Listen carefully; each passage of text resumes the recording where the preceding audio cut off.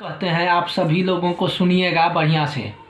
देखिए, लोग कहता है कि ये नाम अच्छा है, ये नाम अच्छा है, नाम सब अच्छा है, लेकिन अगर आपके पत्नी का नाम अगर ज्योति है, अच्छा तो ये मत समझिएगा कि सिर्फ वो ज्योत जलाएगी। अच्छा वो ज्योत के अलावा आपके जिंदगी में ज्वालामुखी भी ला सकती है। अच्छा समझे? अच्छा और अगर आपके पत्नी का नाम वर्षा है, अच्छा अच्छा तो ये मत समझिएगा कि सिर्फ वो बरसेगी, वो आपके जिंदगी में अनेकों प्रकार आंधी तूफान ज्वार भाटा क्या क्या लाएगी। भाई साहब, कुछ नहीं कहा जा सकता है। तुम इतना ही में लगे पड़े रहते हो।